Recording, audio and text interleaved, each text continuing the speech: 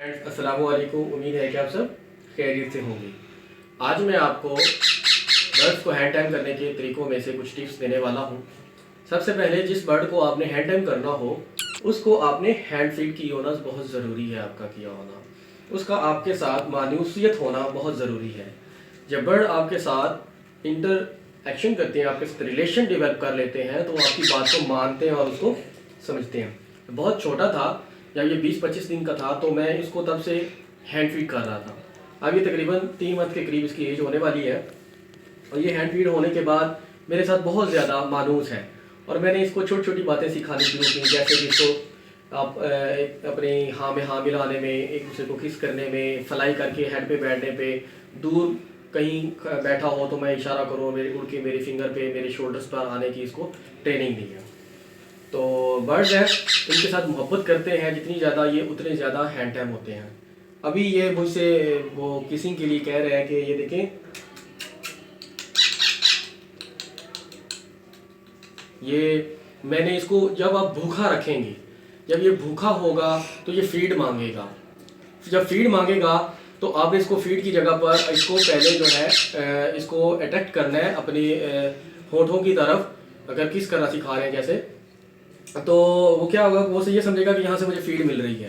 तो हमने कौन सी से अभी फीड देनी है, लेकिन इशारा तक इसको हम ऐसे ही करेंगे कि हम इसको फीड दे रहे हैं। ये फीड मांगने की ट्राई करेगा, उससे फीड लेने की।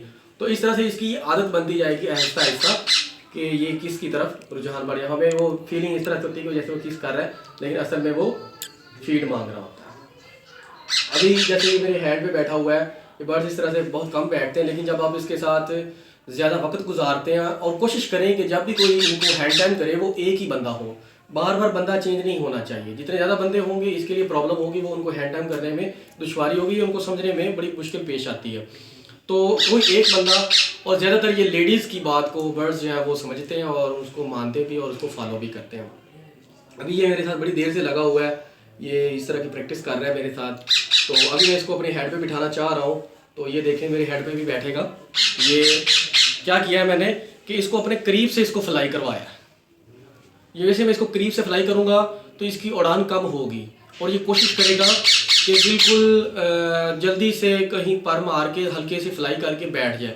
तो सबसे ऊंची जगह कौन सी है, मेरा हेड है, तो ये कोशिश करके वहाँ पर बैठने की ट्राई करेगा। अब बार बार इसकी ट्राई करवाएंगे तो ये आपके साथ इस तरह से इंटरेक्ट करेगा और आपकी बात को समझेगा और मानेगा। अब ये देखें किसिंग कर रहे हैं और मैं इसको फ्लाई करवा के अपने हेड पे बिठा रहा हूँ।